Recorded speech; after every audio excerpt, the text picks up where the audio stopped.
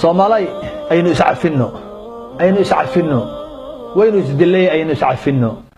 waynu kala irdhownay aynu iscafino waynu kala fogaanay aynu iscafino in badan baynu isdagaalaynay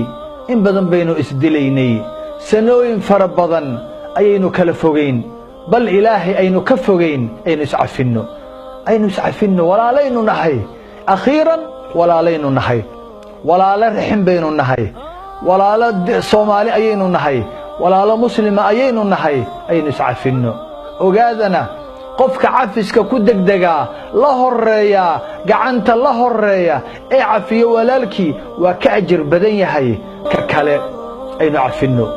cafiska ayaynu ajir ka helaynaa ilaahay dartiina aynu u sii cafino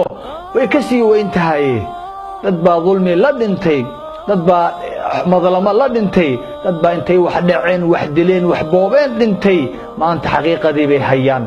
عقوبتي با maanta haysata waxay ku shalaynayaan alla yaan celiya adduunkiino celiya aynu bari ka soo noqonno aynu maarkay cafis weydiisano walaalo war dadka maanta ma soo noqon karaan annaga u joogno u nool ilaahay ajir aynu kaga raadsano aynu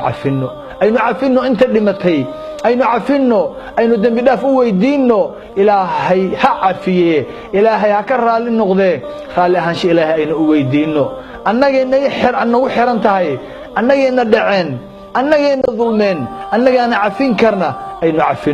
aynu cafino ilaahay ha cafiye aynu cafino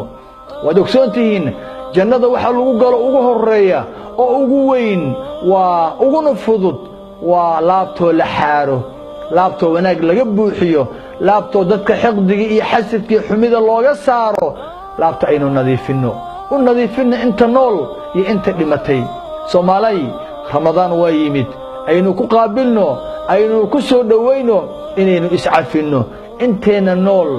aynu iscafino inta dhimatayna inaynu cafino cafiskaas shay muhiim ah waa cibaade aynu noolayno aynu iscafino ilaahay haydan cafiyo qof walba walaalkii nool iyo kii dhintay cafiya Allah cafiyo jannadina Allah geeyo